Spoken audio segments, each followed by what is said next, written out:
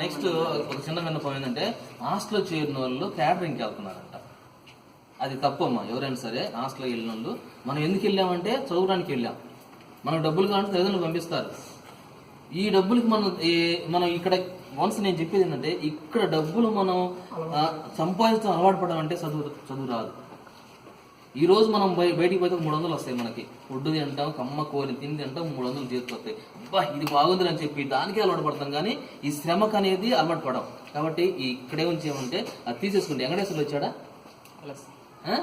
అది పరిస్థితి. ఎందుకంటే హాస్టల్లో నేను అందుకనే హాస్టల్ రిఫర్ చేద్దాను, నాకు భయం. అది హాస్టల్లో ఉంటే అనేక రకాల పర్సన్స్ ఉంటారు.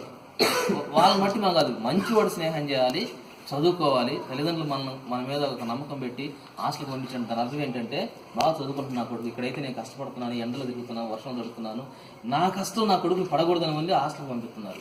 మీరేం చేస్తారంటే వాళ్ళ కష్టాన్ని మీరు దోచుకొని తింటున్నారు. అది గుర్తుపెట్టుకోండి. మనం తల్లిదండ్రులకి విలువనివ్వాలి, టీచర్స్కి విలువనివ్వాలి, మరి తర్వాత దేవునికి విలువ ఇవ్వాలి. అర్థమైందా? మనం అనుకునే దేవుడు మనం ఎవరినైతే అనుకుంటామో ఆ దేవునికి మనం భయభక్తులు కలిగి ఉండాలి. అర్థమైందా? కనుక ఇవన్నీ మీరు నేర్చుకొని ఒక ఉన్నతమైన స్థితిలోకి వస్తారని ఆశిస్తూ ఈ అవకాశం ఇచ్చిన మీ అందరికి కూడా థ్యాంక్ యూ.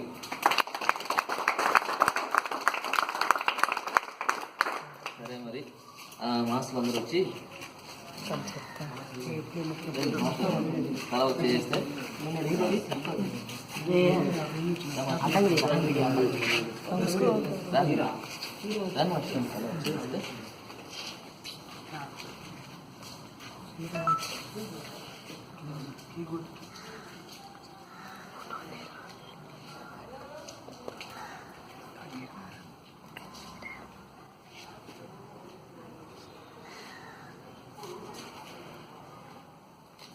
సరే.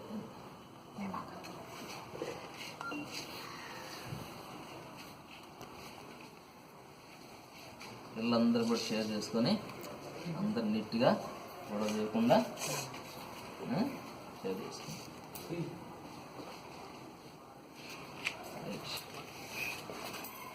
కొంచెం థ్యాంక్ యూ.